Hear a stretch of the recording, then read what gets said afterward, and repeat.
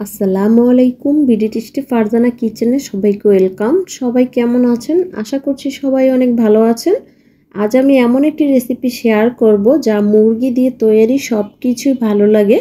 তাই আমি সব সময় ভিন্ন ভিন্ন আইটেম করি। মজাদার সেই আইটেম থেকে আজকে আমি আপনাদের সাথে একটি আইটেম রেসিপি শেয়ার করব। সুস্বাদু আইটেমটি হচ্ছে সরিষার তেলে মুরগি ভুনা। আশা করছি ভালো লাগবে। প্রথমে আমি একটা প্যানে নিয়ে নিচ্ছি হাফ কাপ পরিমাণ সরিষার তেল, দিয়ে দিচ্ছি 2টা তেজপাতা, দিয়ে দিচ্ছি এখানে গোটা মশলা লবঙ্গ ও এলাচ দিয়ে আমি 1 মিনিটের মতো ভেজে নিয়েছি। খুব সুন্দর একটা ফ্লেভার ছড়িয়েছে। এখন আমি এখানে অ্যাড করব হাফ কাপ পরিমাণ পেঁয়াজ কুচি। পেঁয়াজটাকে আমি সামান্য একটু ব্রাউন করে ভেজে নিচ্ছি। দিয়ে দিচ্ছি পেঁয়াজ বাটা এখানে 1 কাপ, দিয়ে দিচ্ছি স্বাদ অনুযায়ী লবণ। এখন একসাথে 2 মিনিটের মতো ভেজে নিচ্ছি। চুলার আঁচটা মিডিয়াম থেকে লো ফ্লেমে রাখতে হবে। এখন অ্যাড করছি 1 টেবিল চামচ আদা রসুনের পেস্ট। আদা রসুনের পেস্ট দিয়েও 1 থেকে 2 মিনিট ভেজে নিতে হবে, কারণ আদা রসুনের কাঁচা একটা ফ্লেভার থাকে। সামান্য একটু ভেজে নিলে ফ্লেভারটা চলে যাবে। এখানে যেহেতু গুঁড়া মশলা অ্যাড করব, সেজন্য এখানে সামান্য পরিমাণ একটু পানি অ্যাড করেছি যাতে মশলাটা পুড়ে না যায়। এখন এখানে দিয়ে দিচ্ছি 1 চা চামচ হলুদের গুঁড়া, 1.5 চা চামচ লাল মরিচের গুঁড়া, 1 চা চামচ দিয়েছি জিরে গুঁড়া দিয়ে একসাথে খুব ভালোভাবে মিশিয়ে নিতে হবে। আর খেয়াল রাখতে হবে চুলার আঁচটা কমিয়ে মিডিয়াম থেকে লো ফ্লেমে রেখেই মশলাটা খুব ভালোভাবে কষিয়ে নিতে হবে, যাতে মশলাটা তলায় লেগে না যায় খেয়াল রাখতে হবে। আর মশলাটা যত ভালোভাবে কষিয়ে নিতে পারবেন তরকারির টেস্ট ঠিক ততটাই ভালো হবে। আপনার স্ক্রিনে লক্ষ্য করুন আমি খুব ভালোভাবে কষিয়ে নিচ্ছি। আর দেখুন তেলটা ওপরে ভেসে উঠেছে, মশলা থেকে তেলটা আলাদা হয়ে গিয়েছে।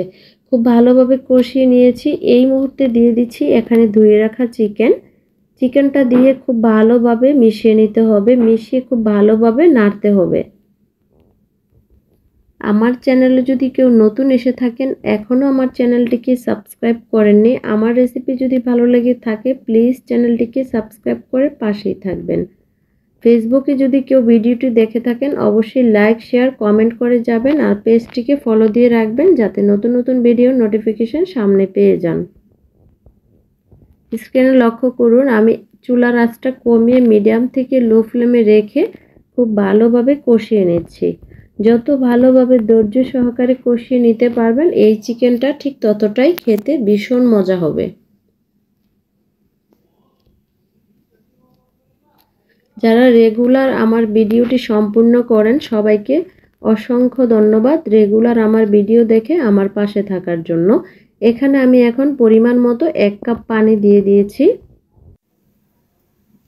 এখন আমি চিকেনটাকে ঢেকে দিব যতক্ষণ পর্যন্ত পানিটা খুব ভালোভাবে টেনে না আসছে ততক্ষণ পর্যন্ত রান্না করে নিব। আর এই সময়টায় আমি এখানে দিয়ে দিচ্ছি 1 চা চামচ পরিমাণ গরম মশলার গুঁড়া। সরি এর জন্য আমার ভিডিওটা স্কিপ হয়ে গিয়েছিল, এই জন্য আমি এটা দেখাতে পারিনি। আপনারা দেখুন আমার কিছুটা ঝোল টেনে এসেছে, তাও আমি লো হিটে আরও 5 মিনিটের মতো এটা রান্না করে নিব। আমার এই রেসিপিটি যদি আপনাদের কাছে একটু হলেও ভালো লেগে থাকে অবশ্যই ভিডিওটিকে ফ্রেন্ডস অ্যান্ড ফ্যামিলির সাথে শেয়ার করে দিবেন। এভাবে চিকেন রান্না করে গরম ভাতের সাথে সার্ভ করতে পারেন, খেতে ভীষণ মজা লাগে। উপকরণগুলো হাতের কাছে থাকলে রেসিপিটি আজই ট্রাই করে ফেলুন। খেতে ভীষণ মজা হয়েছিল, আমি খেয়ে আপনাদের দেখিয়ে দিচ্ছি।